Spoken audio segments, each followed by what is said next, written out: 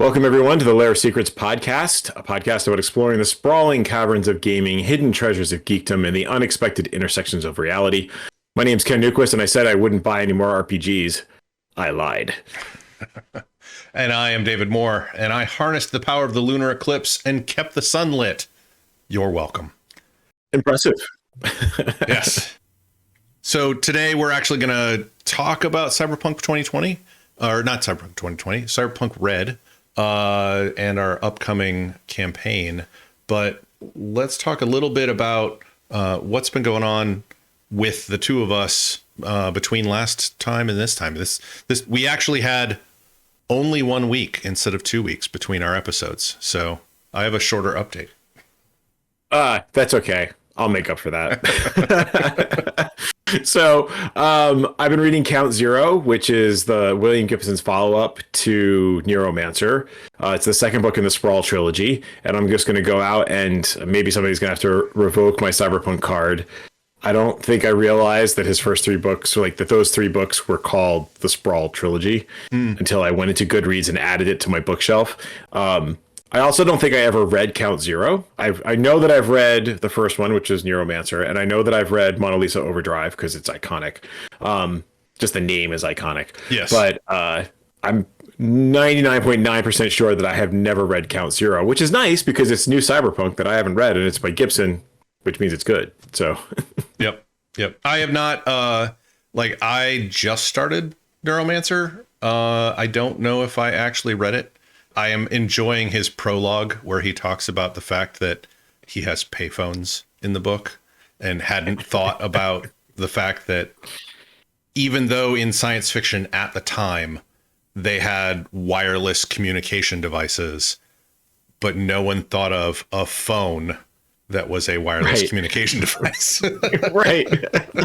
There were still payphones and phone books. Yeah, and that's, like we were talking about in the last episode, it's interesting now in 2022, because he wrote that prologue, and I think it was like 2006, 2000, I think it was around 2006. It was Probably. right when smartphones were really taking off, and mobile phones had really kind of were dominating the landscape, right? But now we're even so much further down the road than he was then, and yep. The thing is, like we were talking about last time, we're getting to the point where everyone's like, you know what? I'm going back to the wired connection because this whole wireless thing isn't working out. It's not secure enough, whatever, right? So it's coming full circle. It's okay. It's okay. But Neuromancer was fantastic. I think we talked about it briefly last time. I mean, I really enjoyed reading it again. It's he's got a great way with words. I mean, not quite on the same, like Neil Stephenson approached things in different ways, but I just love reading his words and how he describes things, and the whole, like, the opening line to Neuromancer, the sky was to a dead channel. To a dead channel. That's a great turn of phrase, right? That's just a tremendous. And actually, in his prologue, he talks about, like, he didn't realize the audience would have seen it differently than he did. Like, he saw a black and white television, that was, a really old console television with fabric covered speakers and black and white static. Whereas even the people who were reading the book then were probably thinking possibly like color static, which was mostly black and white, but occasionally there'd be little pops of color in there, which is slightly different. But and I kind of wonder what someone reading it today would think of it, because you don't really see static anymore. Right, it's sky blue. It's sky blue. Yeah. Right, like it's a dead channel on, like, your television right now is usually just like no output, so it just defaults to blue or something, right? Or maybe black, depends on your TV. Yep. So so that was. I'm enjoying it. It's a nice throwback to my youth. Yep. Also, you said you lied earlier. I did lie. All right, so we're gonna do a little bit of a callback here, folks, and I have a visual prop for our friends on Twitch. If you remember correctly, Free League over the summer had a sale, which I participated in. It was half off Forbidden Lands, which is this cool hex crawly fantasy. old school Renaissance fantasy type thing where you're not heroes. They're very clear that you're not heroes, but you're like thieves and scoundrels and what have you who are crossing over the border into a recently cursed, and the curse has been lifted, land filled with all kinds of horrors ruled by demons, what have you. They sent me the Swedish version, which, Newquist, I am Swedish. I don't read Swedish. Their mistake, they said keep the box. So thank you, Free League. I appreciate that. I feel like I'm channeling my ancestors, but unfortunately, because I don't actually read Swedish, I couldn't actually take advantage of it. However, just now in November, I received the English version of Forbidden Lands. Nice.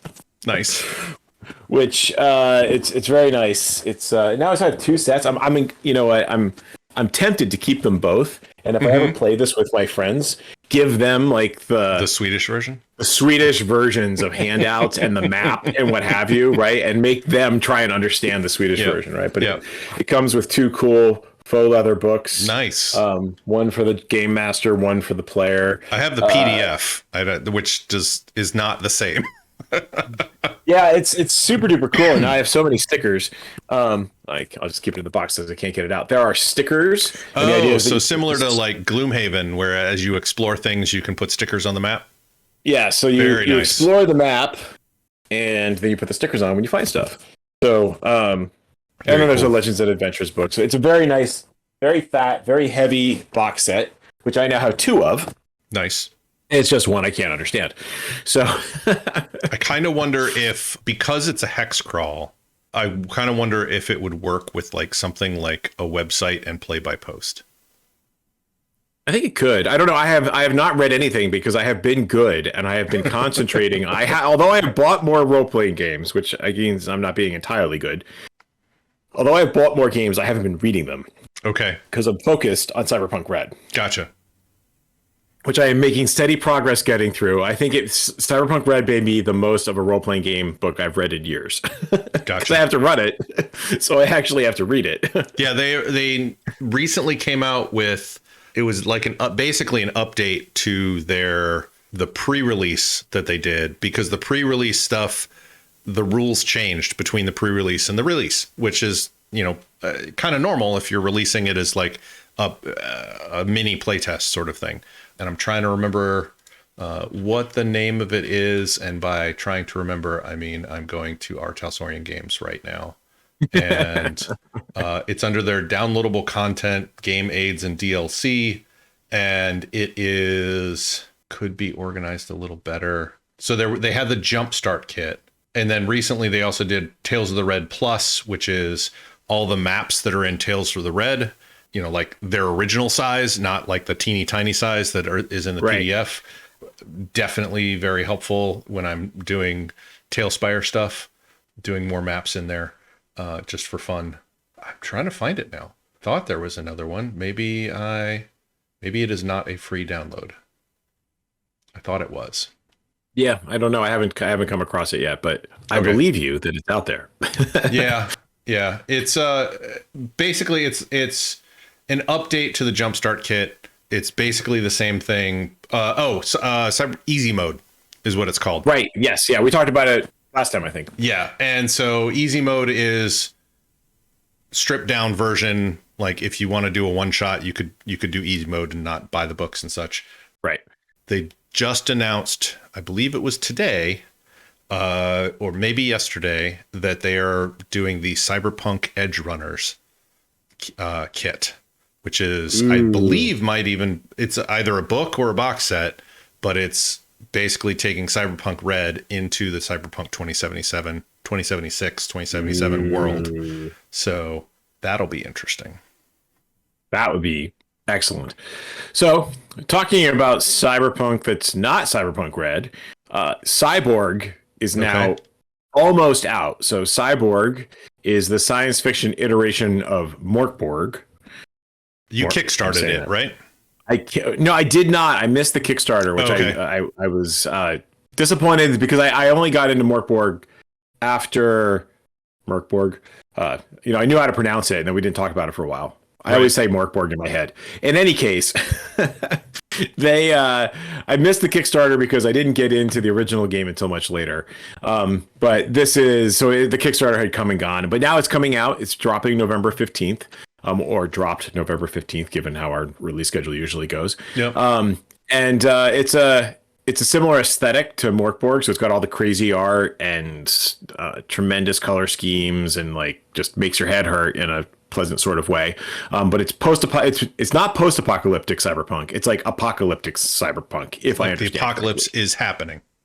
The apocalypse is happening, but it's in the future, and I can't wait to see exactly what that entails. I don't know how liberally I would borrow from Cyborg for Cyberpunk Bread, but we will find out. I ordered the PDF. I got it. So I have the PDFs. I've resisted the temptation to read them because, one, I'm getting the physical book, and for this particular game, reading the physical book is half the fun. And second, I really am trying to be good and concentrate on Cyberpunk Red. Nice. Now, you were speaking kind of quickly, and my ears heard Cyberpunk Bread. And what's funny is it reminded me of a couple of things, which is there's a very dystopian cyberpunk-y story by Cory Doctorow called Unauthorized Bread. And it's basically along the same sort of lines as David in Cyberpunk Edgerunners, when he's trying to do his clothes and he's halfway through the laundry wash, and the laundry machine says, "Hey, you've run out of credits," and doesn't even allow him to finish his wash. Unauthorized Bread, it's a short story. I would say go look it up. It's pretty interesting. It's about the idea corporations and landlords have put in all of these devices that require you to have a subscription, and what happens if you're an underprivileged person. How do you toast your bread if you can't buy the right kind of bread that matches the toaster that you want to put into the toaster to toast your bread? That's kind of a very cyberpunk thing. You know, I could totally see DRM that could be a thread that you could have where someone has rented cyberware and hasn't kept up their payments yet. It also sounds like something kind of akin, or that you could have seen in Brazil. Yes. In the movie Brazil by Terry Gilliam.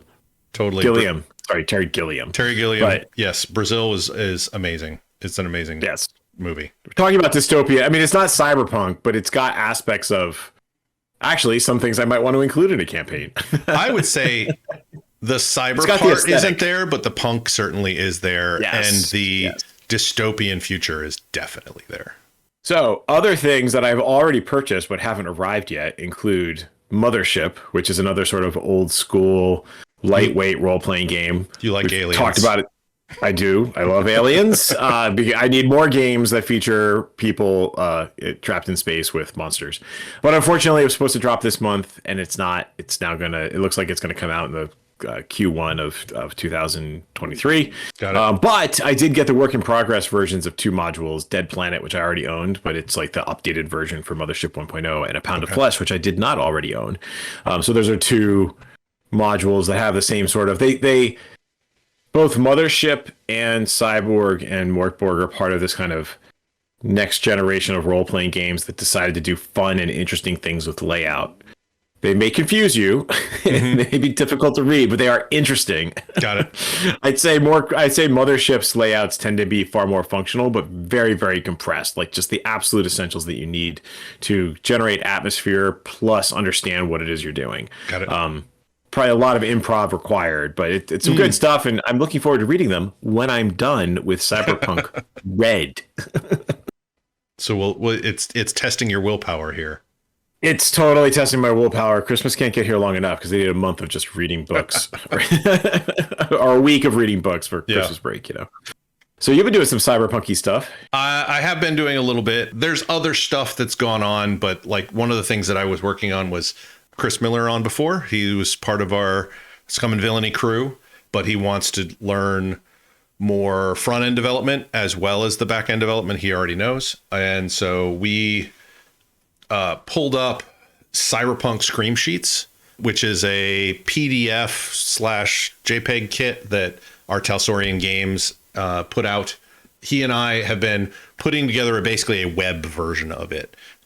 When I started in my career, CSS was just called CSS. It wasn't called CSS1. It was just CSS. Go just cascading style sheets. We're now on cascading style sheets 3+. I don't even know if it has a number, but I have stayed away from CSS as much as possible since then, since I left my life as a designer and went into more programming. It is so amazing how much easier it is with like 20 years of actual improvements. And so we're basically putting together like a front end thing where a GM could put in some text, put in some titles, say, hey, I want to use this logo for Arasaka, or this logo for Militech, or my own logo for a company I made up. We're going to put all that stuff together, and you can then send that, like a printout of that or a PDF of that, or we haven't really thought about it as like a distribution thing. It's out there on GitHub as open source, but there's nothing there yet, really. But eventually a GM could fill in all that stuff and like print a PDF and then send that Screamsheet to their players. Gotcha. So it'll be a little bit different than the Screamsheet layout that our Talsorian put out, but it's mainly there so that he and I can level up our skills a bit more. Cool. Perhaps you will get a chance to use that in our upcoming Cyberpunk game. So that's this, which is our main topic tonight. We wanted to talk about brainstorm some of the major ideas of a campaign was what we had talked about before. You know, you and I talked shortly before we started recording, which was like, how deep do we want to go? Right. And you expressed that you didn't want to go too deep because you didn't know if the players wanted to play that game. And so one of the ideas that I had that came to the forefront of my mind is something that Matt Colville, MCDM Productions, he's on YouTube and Twitch and such, but like I saw one of the things that he put out, which was like when he starts a new campaign, he has basically just a very simple, just Word document that he sends out to people, or a simple email, 2 or 3 different ideas with 2 or 3 sentences each of like, hey, this is going to be this type of game. You know, we're going to be mostly a city game where you're part of a mercenary group. It's going to be high politics and some combat. And then another one of blah, blah, blah, blah, blah, lots of combat and exploration, or other things along those lines to kind of both give an idea of what the campaign would be about that he's interested in running. And also, hey, do you like politics? Do you like combat? Do you like exploration? These are the things that fit that. You and I had started kind of talking about that as a way to talk about the things that you've been thinking of, and then maybe we'll kind of refine those into that sort of format, if that sounds good to you.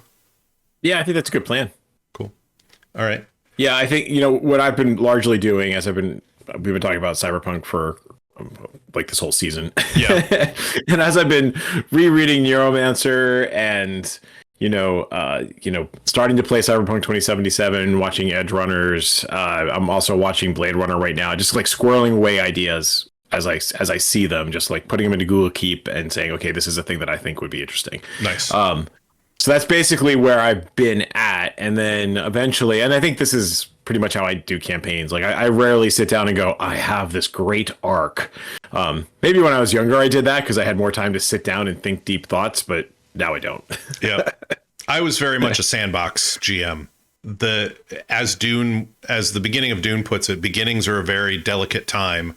If I could get past the beginnings and understand who the characters were, then the rest of the arc stuff would happen. Like I'd have some major things happening in the world that the players could latch onto, but if they didn't, right. I wasn't married to that. Like those things would still happen and they'd affect the world around them, but they didn't have to directly interact with it. There are more than just them in the world.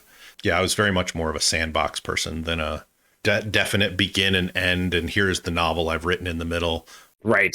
Here's the novel you're going to write as players in the middle. Right. So I think the key things, I mean, I love the setup in Cyberpunk RED of like the rules for a Cyberpunk player of style over substance, attitude is everything, live on the edge, break the rules. I like that setup. I think it's an interesting 4 things to balance against one another. Mm-hmm. And speaking of kind of just like balancing things, This might be a bit of a forced segue, but you had a character idea, which I think is pretty cool. Yeah, I one of the things that anybody watching or listening later will be like, David, you're a player. Why are you talking to Ken about the game that you're going to be playing in? This should be secret. And we thought about that. One of the ideas that we thought of a little while back was, hey, what if I made a media character that was with and basically embedded in this Edgerunner group who was making like a documentary or a slice of life show. And, maybe if we get ambitious enough, we can do like a narration, a voiceover on some of our episodes when we release it of like, this is what my character was talking about. And so that way I can be privy to kind of this meta planning, and maybe my character is letting the rest of the party know, here are things that are happening in the world. It gives me the reason in character for that. That's why I'm allowed to look behind the curtain or see how the sausage is made. Your character knows stuff because that's their job. Yeah. Also, I edit the podcast. So if Ken were to do a solo episode, I would still be able to hear it. So we wanted to kind of like have some sort of thing in there. Plus, I mean, this goes into something completely to the side. I have talked in the past about the Sparks campaign, and they have what's called a replay system because it's been going on for so long, and you can only write so many modules for the old crew, and yet still have 200 plus modules for anyone who wants to start up new. And so you can create a new character and replay modules you've played before.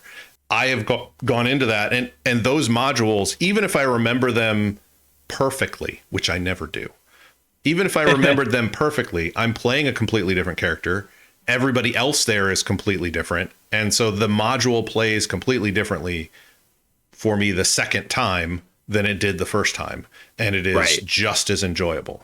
I don't have a problem with knowing things and then Ken's not going to tell me, oh, there's going to be a secret door here and they're going to jump out and ambush you there.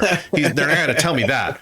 But even if I knew that, like in the Star Wars campaign, that whole sequence could go completely differently anyway. So I don't have a problem with that. Whatever plan we come up with will not survive contact with the players. This has long been established. Exactly. So. Exactly. And just because we brainstorm something here doesn't mean that it doesn't turn out that there's a spin or a hook or a twist that you just didn't see coming because the public knows one thing, but the reality was something else as you delve into the depths of the cyberpunk reality, right? Definitely. So, like, the big question is for you, but also for the players, is what kind of stories are we interested in? Yeah, and I think the thing that's been attracting me as I've been reading through Cyberpunk RED, but also reading Neuromancer and thinking about some of the areas of cyberpunk that I haven't necessarily visited that often as a player, like narratively, like in a novel I may have experienced it, but not as a player, because I'm thinking primarily with Shadowruns, and we were talking before and you asked what are you hoping to do with this campaign. I'm like, I'm interested in playing cyberpunk without dragons. Not that I don't love Shadowrun, but I'm tired of the dragons and cybernetically enhanced orcs. So there's that, right? But also there's interesting niches out there that could be fun to explore. So offshore. So one of the things that Cyberpunk RED talks about is because the continents are trashed, right? Like there's food production is highly regulated by various corporations. There's ecological disaster everywhere because of global warming. It's not great to be on land, but there are still like seasteaders, right? Like either through a flotilla off the coast or through, old abandoned oil rigs, old abandoned seasteads. That's where people decide to create their own micronations. And Cyberpunk RED itself talks about the people who went beneath the sea and created basically underwater bases, right? And so I could see a storyline that I could have a lot of fun with, where you basically, a couple different things, right? First of all, we know, well, it is known, perhaps, that the corporations have these secret undersea bases. What a great place to do a run, right? Like the threat of just like the lurking pressure above you, and perhaps you shouldn't be using your heavy weapons in an area that could crush us all to death if maybe if we somebody shouldn't punctures a wall. Yeah, maybe we shouldn't be using the full auto weapons in the observation dome. Yeah, you know, like as Sean Connery said in Red Storm Rising, right? Not everything here reacts well to bullets in his Russian accent, right? Yeah. But you know, so that's one thing. I like the idea that they're out there, which brings me back to it brings me to a lot of different inspirations, right? Like Sequest DSV, which I loved when I was in college, right? Okay. This was a giant underwater, like the Enterprise underwater, right? Yep. Kind of like a starship that patrols the oceans. And that kind of had some dystopian stuff to it. Yep. And then like Terminator, the Sarah Connor Chronicles at the end, like I think in the second or third season, when it came to a close, the big cliffhanger was like there was this underwater battle going on as the timeline kept shifting. And I think I can do spoilers for something that's been off the air for 10 years. Probably. And it was just interesting that like there was this whole high technology race happening under the sea, right? Interesting. I missed some of those episodes, so I didn't know about that part. That's interesting. Yeah, I think that was the very last one. Like Sarah and John get saved on a submarine, and they actually, which I thought would have been the most interesting part of well, I think it's the most interesting part of the Terminator series at this point, like how the future and the past and the present keep changing as like this forever war just keeps happening, right? And different aspects of the timeline change, and how do you deal with that, right? Especially if you're aware of it, right? But we're not going to do time travel in Cyberpunk, I don't think. Okay. But I also like the idea, like, you know, the corporations now. I will say in Cyberpunk RED, the megacorps are not as powerful as they were in Cyberpunk 2020, right? Like in the time of RED, the megacorps have had like, if not bloody noses, after the fourth corporate war, they just like destroyed each other, right? They have been greatly reduced in their influence. They're still out there, and you still don't want to mess with them, and they're still an appropriate, overpowering threat. There's still nothing other than other corporations and maybe a few governments that can keep any one in particular corporation in line. You know, it's not like people are going to boycott Arasaka and then all of a sudden they're going to change their mind. You know, it would have to be like Militech or the U.S., you know, the U.S. government isn't called the U.S. government, but, you know, one of the governments out there or like the high riders or whatever, pushing them into submission. But yeah, they haven't regained the strength that they had in 2020.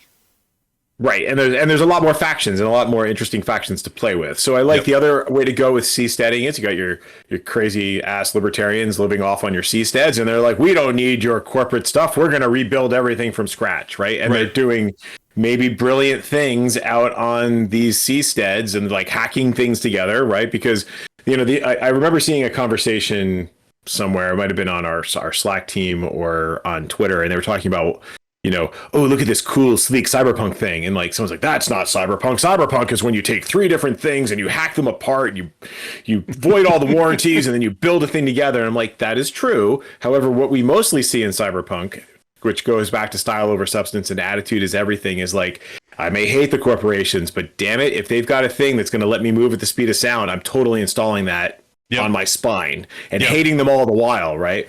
So what if you got makers out there who are like, we void warranties, we build cool stuff, and now the corps are like, we want that stuff. Right? What if Kuroshi makes the best optical implants, but the makers have jailbroken them and enhanced them beyond that? You know, what happens if Kuroshi wants that tech? Or worse yet, what if like Arasaka wants that tech so that they can one up Kuroshi?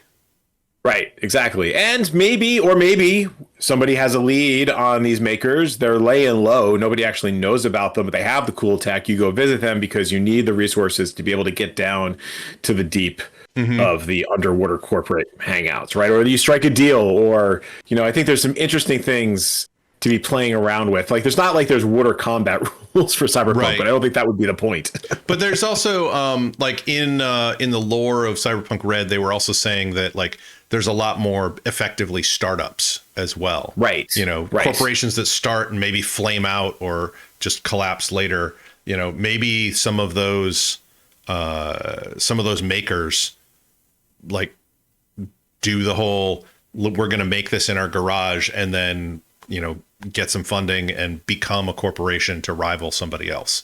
Right. And because the mainland is so dangerous, you got to go hide somewhere. Right. They can't be in the garage because, you know, any drone happening by might be able to, you know, take pictures of their specs. But, you know, going out on an old oil tanker, doing stuff like that, that works there. Maybe it's a co-work space on an oil tanker for a bunch of startups. There you go. Right. And they occasionally send people into the mainland, like they're their own rival gang, right? Yeah. Like they're going in, they're running around Night City, they're voiding warranties and pissing everybody off. And then, you know, again, kind of calling back to Brazil, right? That's like rogue repair people, right? What was it? Rogue aircraft, the air conditioner repairman. Yes. We are going to help the little people, the people who can no longer print their bread, because we're going to come in and we're going to fix it for you. And we're pissing everybody off while we do it. Right. Yeah. Actually, one of our Twitch people just said custom shops in the underground. I don't know when they sent that. So apologies for not seeing it earlier. But yeah. Yeah. So, I think we've talked briefly about this before, but Werner Vinge wrote, he's a great science fiction author, wrote a book called Rainbow's End. And in Rainbow's End, it's about this guy who goes into a coma. Or actually, no, he doesn't go into a coma. He has dementia, and he's able to, he hits a golden landmine and he is healed of his dementia, but he's been in a demented state or in a diminished state for like a decade. And when he comes back out of it, the future has arrived and all kinds of technology has advanced. And he's just like, what do you mean we can't, like, there's no user serviceable parts. This is ridiculous. Let's just, you know, get a chainsaw and cut it open. Right. Like, Yep. So there's a lot of that sort of inspiration that I think might, you know, our friends might be interested in. So I just looked up Rainbow's End, and you know how we are with tangents here, especially me. I didn't realize Werner Vinge was A, still writing, and B, still alive. Yes. Because Rainbow's End was 2006. I read, was it A Fire Upon the Deep by him? Which was really good. Sky. Yes. And I need to read the rest of that series, and another book has been added to my list. Thanks, Ken. He's a great author. If you guys haven't read him, he's great. Especially A Fire Upon the Deep and A Deepness in the Sky are just really, really good. Yep. Really good. Definitely. Books. And I think it was, God, I get them confused now. But in one of those two, they have a concept we talked about before, which is like programmer archaeologist, right? Like you're sifting through the hundreds of years of source code. Yeah, I think, I don't know about the hundreds of years of source code, but that was basically like the beginning of Fire Upon the Deep is a group that is a set of archaeologists with an ancient, like high-tech civilization, and they unleash something like a defense system or whatever, and they take off in their rocket, you know, barely escaping with their lives, or so they think, except that there's a single camera facing back toward the planet that this thing that they have unleashed gets into, reprograms the software and firmware in the camera, and then takes over their ship, and bad things happen. Yes, that's the one I'm thinking of. Yeah. And that's the beginning of the novel. Right. It gets better from there, folks. Right. But one of the main characters, that's what he does, right? Like he delves around, and part of how he advances things is that he's digging around in the corners because he knows random bits of code from the before times. Because there's still like that's another area as well, as you know, there's a huge ruins still in the middle of Night City that's being excavated, rebuilt, etc. A lot of sub basements of corporations and ruined buildings, thanks to a certain atomic bomb that went off, and you know, like there's stuff in there to root around in. So you know, offensive archaeology can happen. Right, right. I like. See, I have a gazillion ideas. I kind of want to riff with the players to figure out like which way we would want to go, right? Because I think all of these things could be potentially interesting, and I can see different ways that they would come together because the makers may be looking for something in the ruins, Right. which is how you tangle up. And I think one of the interesting questions, given the group of players I'm thinking will be playing this, is: do you side with the makers? Do you side with the corpse? Do you side with yourselves and play them against each other? Like, are you just out for profit and like looking good doing it? Because that's a very cyberpunky. As we've talked about before, cyberpunk does not always end on a positive note. Right. Right. Yeah. And So can you resist the temptation to help the little guy? I think that's where the ideas of like, regardless of what the plot parts are, the descriptors of like, hey, we're doing a lot of combat and some exploration in this plot line. Hey, we're doing a lot of intrigue and, like corporation versus little guy, or corporation versus upstart over here in this one, and giving the players some choices there, because you like certain plots don't mesh with other with those descriptors. Right. So I think listing those out might be good, once we get through there. But like all of these, totally can see like my media character being tapped in on a couple of different areas. It's like, yeah, I was going through some archives and I found out that maybe this sub basement over here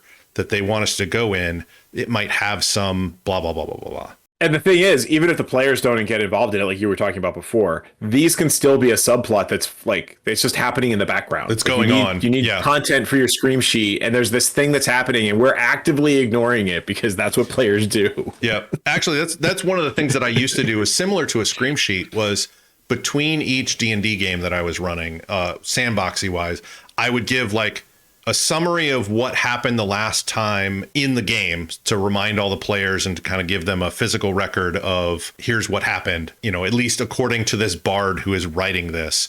But then a couple of others like, hey, this thing is happening over here in the Elven Kingdom. And hey, this thing is happening over here, with ships being lost or whatever. Right. And then like those are little plot hooks that are just floating out there, that if the players are motivated to go after them, they can, but if they aren't, that's okay.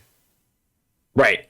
And I like that about the scream sheets as well. It's like, yes, you can have multiple hooks on a single scream sheet. Right. Right. And if some randomly advanced, crazily complex weapon shows up because, the makers were selling it on the streets and somebody got advantage, took it, actually bought it and used it, like, oh, hey, yeah, look at that. It actually showed up in the game. Like the railguns from Eraser with Arnold Schwarzenegger. Right.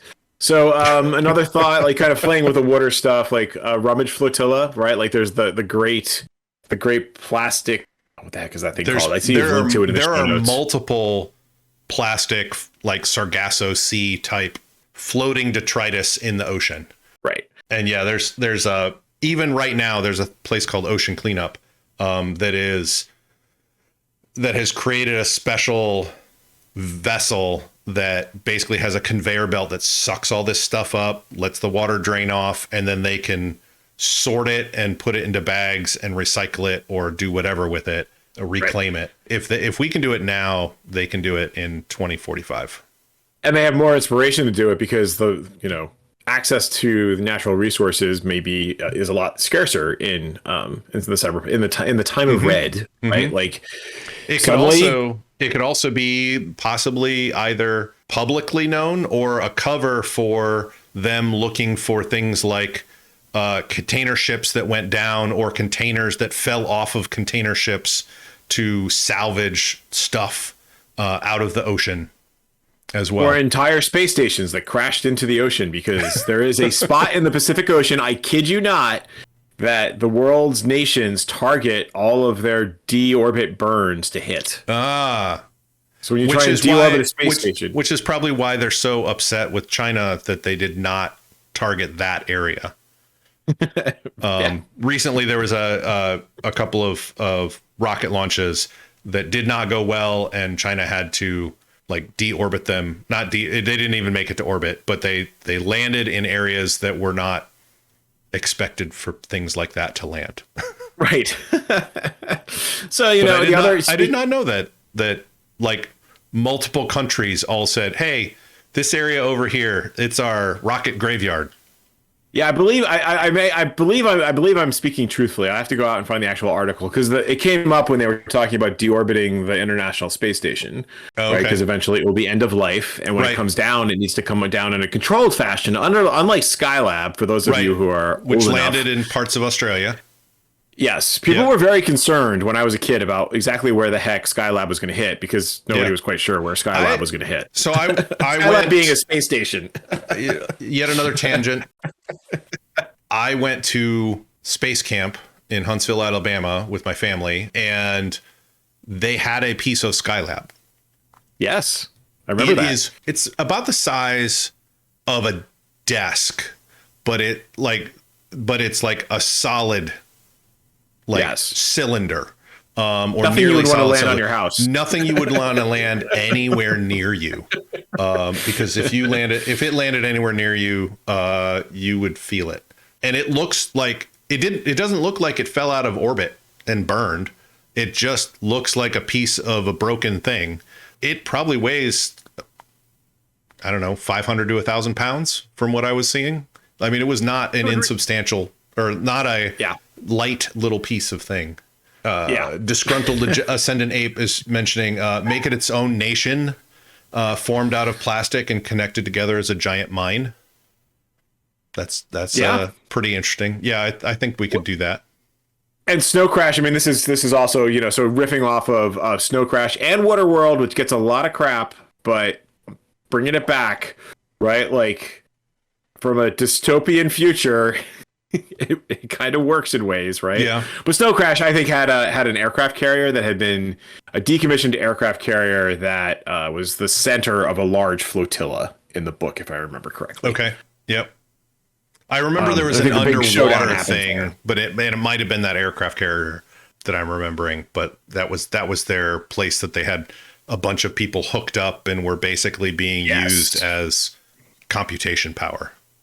Yes, that's exactly what. It's been a while since I read Snow Crash, but I think it's coming. I think it's coming round again this fall. It might be at the rate I'm going. Another thing talking about. So.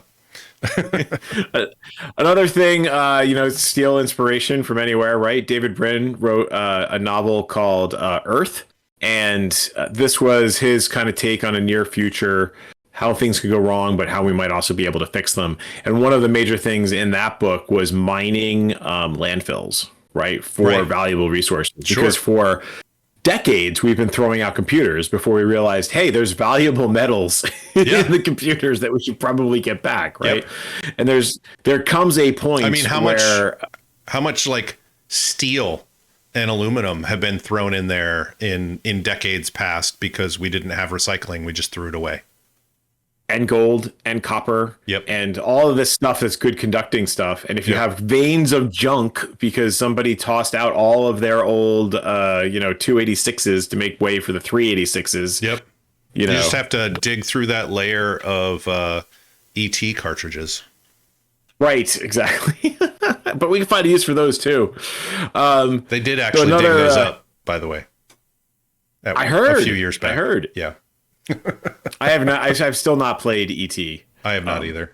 There's an ET board game coming out too, which really? I made the joke of like, what if it's like the video game?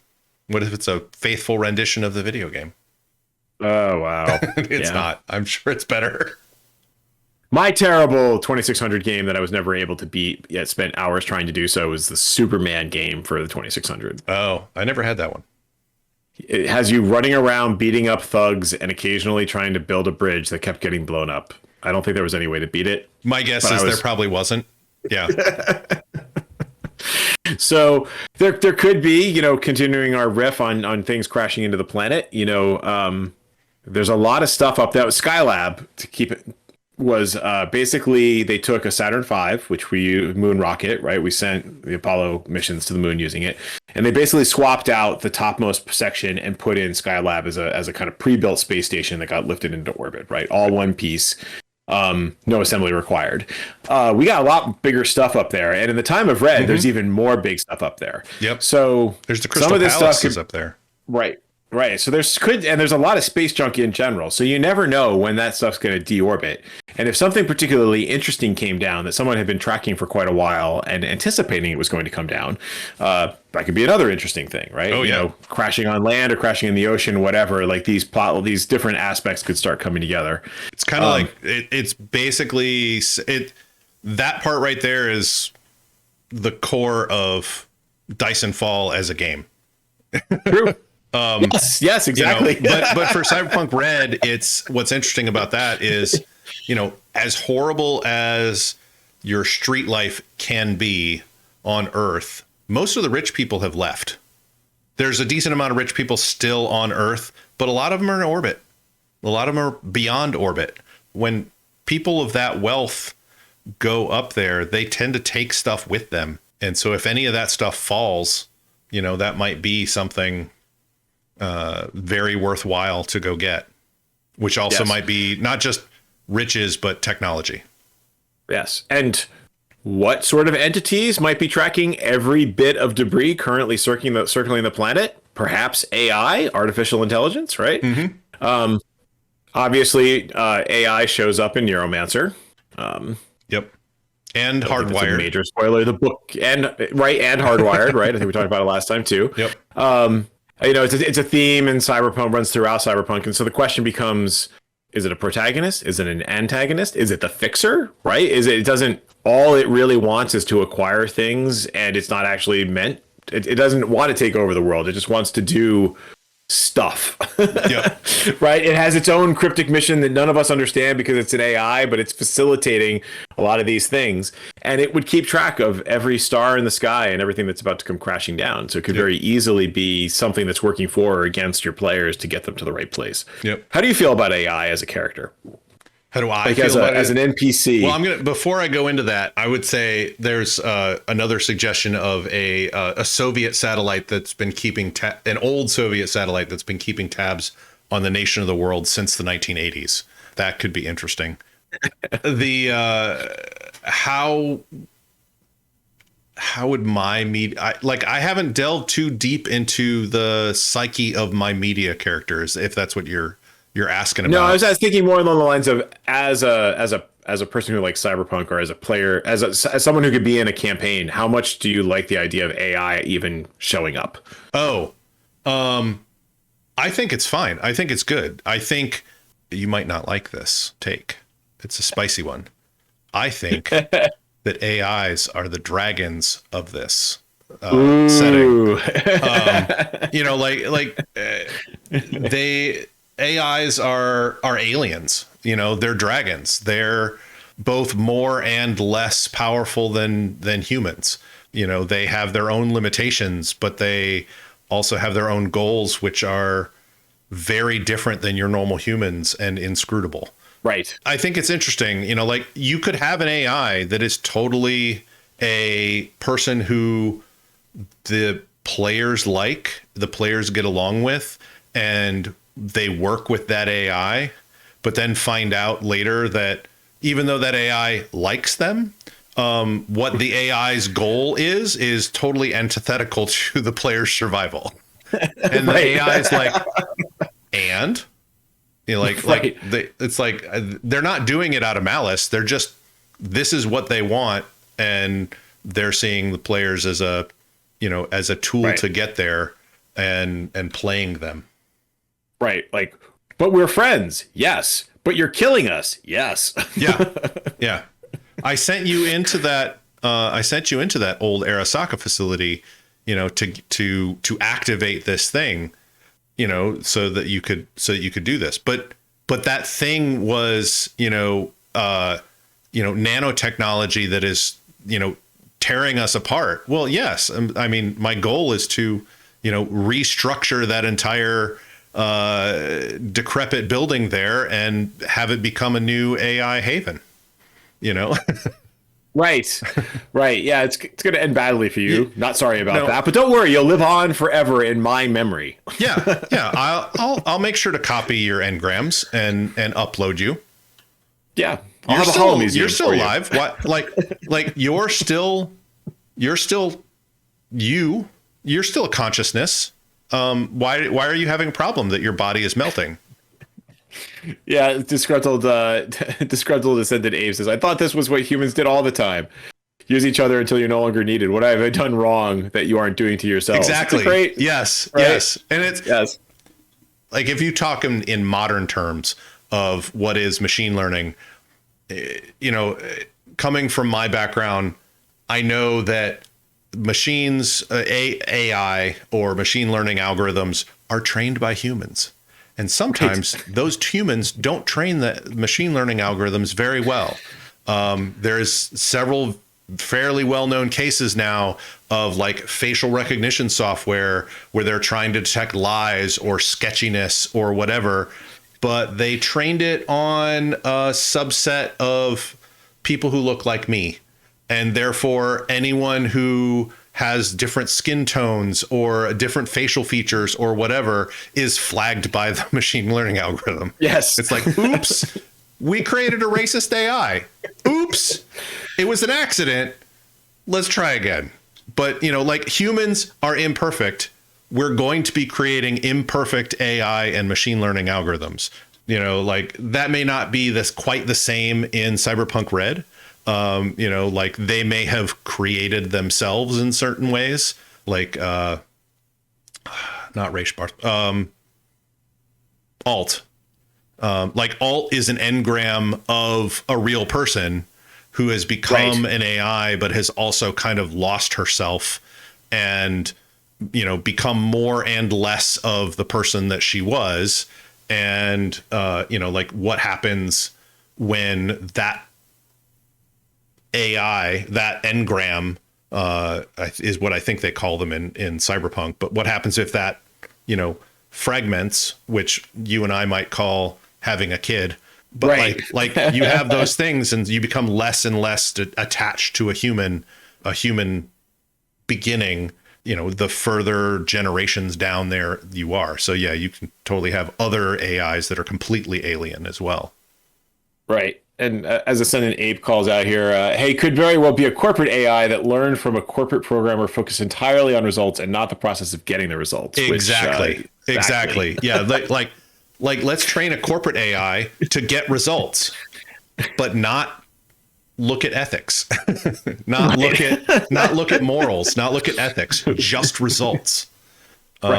Totally. It worked within the parameters. Come on. Yeah. So talking about failed experiments, one of the things that I loved about The Matrix Reloaded, I mean, it certainly has its flaws, but that I really liked was the idea of the previous iterations of The Matrix, and that ghosts and werewolves and vampires were were basically just echoes of things that had gone wrong or previous programs that survived the previous iterations of The Matrix. And so reading through Cyberpunk RED and thinking about what happened after the net fell and what horrors just like continue to lurk in just nodes that got disconnected, that somehow those things made it out and are out in the real world in some sort of synthetic body trying to or rebuild the net. Like they want to get home again, right? Like they're like, Agent Smith in the Matrix. He doesn't want to be in the Matrix. He wants to get back home again, right? What happens when an AI wants to get home and it's trapped in the real world, right? And its home has no home. And if you did actually get back to its home, everything gets so much worse, right? Because of all the things that are left there. We already know that AIs exist in Cyberpunk RED. We already know that Soul Killer is a thing. Yes. So, and we know, this is Cyberpunk Edgerunners, but like the idea of engrams and, like copying them and putting them into something else, in 2077, Cyberpunk 2077, we know that happens. But like the beginnings of that started in like 2020, 2030 in the Cyberpunk universe.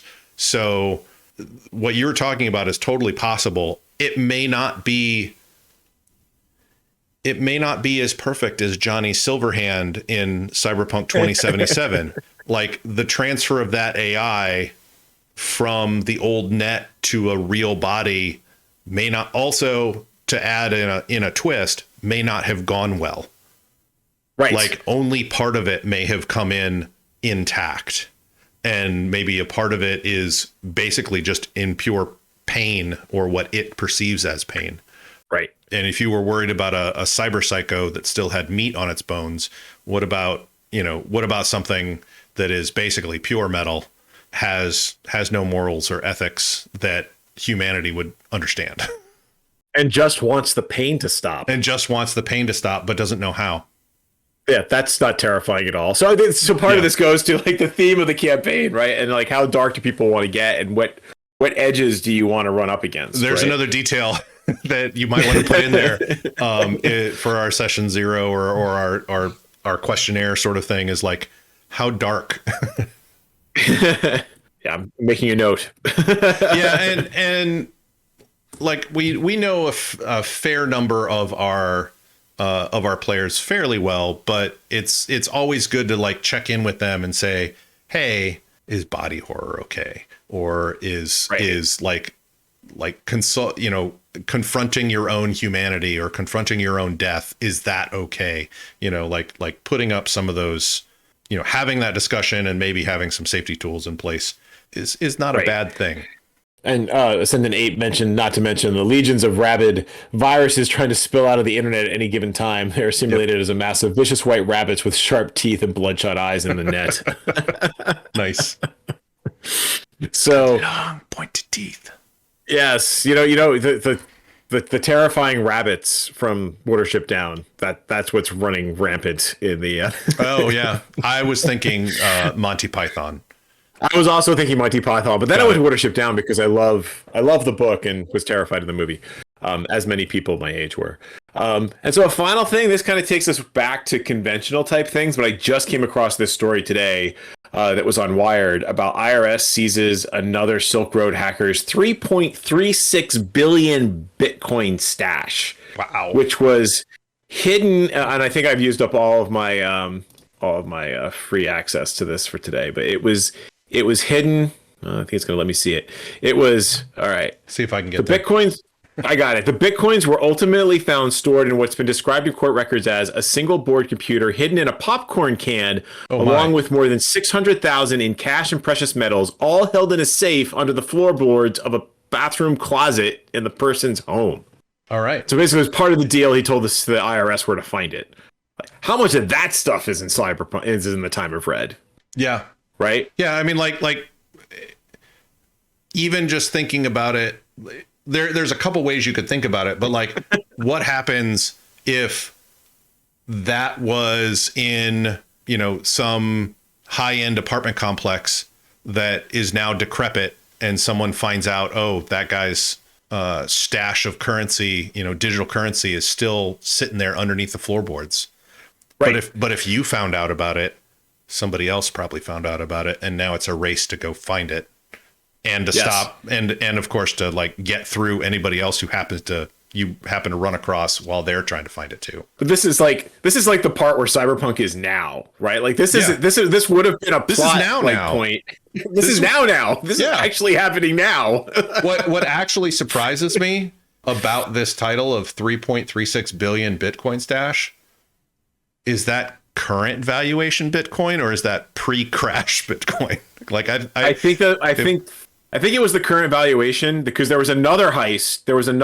They found multiple. The IRS has found multiple of these stashes, which they talk about. There was a bigger one. I'm trying to think of how it went. There was a bigger one, but then like they found it during the crash. Like the value had plummeted, but there were more actual Bitcoins at the time they found it, so that the actual stash was valued as less, even though there were more Bitcoins. But in any case, I'm not. This was a Today article, I think. Yeah, it was published today. So I think. Yeah, I mean, because that's huge. Because in November 2021, Bitcoin was worth 64,400 per Bitcoin, and now it's worth 18,367 per Bitcoin. So like, it is precipitously dropped. And yet it's still worth $3.36 billion. And I'm not a crypto person. So I'm not either. In my opinion, it's all fake money. But if someone's willing to pay that amount, then it's real money. Right. Yes, exactly so. So, wow. So, having talked about all of this, hopefully we've given you some ideas, Ken, on some like maybe 3, 4, 5 different, I don't know how many ideas you've got in your head, but like some 2-3 sentences a piece. Yes. And then some tones or descriptors that might go along with those. I think are you ready for that? Are we good with that? Yeah, I think so. I think I have my fodder. I just need to sit down and kind of put it together. I'll bounce it off of you. So, like you could give me some suggestions based on this, because it'll be the first time I've tried this, but I really like this idea. Yep. And I think there's a couple of different things, like we said before, like they could overlap or intersect in some interesting ways. It's just that as we identify the particular focus, right? Like, well, we want to do that. The whole C-RAID thing sounds cool, but like, again, like the rest of these are just stories in the Screamsheets. Yep. Here's, we have another suggestion, which is like, what if it's inside the cyber arm that was stripped off some chump and that had gotten shot, and the arm got sold to a player?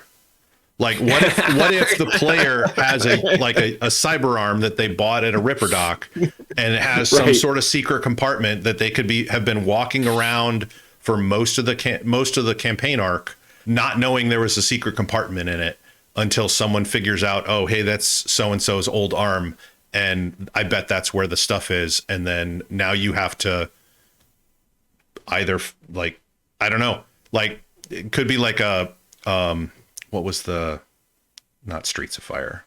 What was the gang one where the gang was going through all of New York trying to get home? Oh, Escape from New York. Wait, so are you saying Escape from, not Escape, no. Warriors? Warriors. It'd be like kind of like a Warriors thing of like, oh, that you've got that thing in your arm, you can't figure out how to open it maybe, and you have to get to a safe place to get it open and out, and while everybody else in the city is gunning for you. And I like, I could see it also as a subplot where, like, every other episode someone's trying to kill you and you don't know why. Yes. Right. And so, and you can't figure out why, because no one knows. Right. Like, except these guys who maybe, like, they just got out, like they unleashed a little bit of information and they've been able to track the arm. And now it's just like the kid from Better Off Dead. Like, I want my $2. Right. And they're just chasing you around the city, taking random pot shots. Yep. And eventually it all comes to a head. Yep. Or an arm. And maybe the people that are being sent are being hired, so they know, hey, you got to kill this guy and bring his body back. But they don't say anything about the arm. They don't say anything about a hidden thing. It's just like, we will pay you to bring this guy, dead or alive, back. And we'll pay you really big bucks for it. And then you've got all sorts of people coming after you, and they don't know why. They're just being paid for it. And they're like, it's money, dude. Right. Everybody, thanks for listening. We try to do this every Tuesday at around 8 p.m. Eastern. And so we love feedback. This is one of our first times where we've had a lot of comments during the channel. So hopefully you guys have enjoyed that. We certainly have. If you have feedback outside of this, we love it. So send it to us, podcast@layerofsecrets.com, or via Twitter @layerofsecrets. Well, we'll see how long Twitter lasts. As I said, we stream this live on Twitch if you want to get your fix of things early and unedited. We are Layer of Secrets, one word over there. You can also visit layerofsecrets.com and leave us some feedback, topic ideas, or your own thoughts on what we've talked about. All right. It's been great, Chooms. We'll see you soon.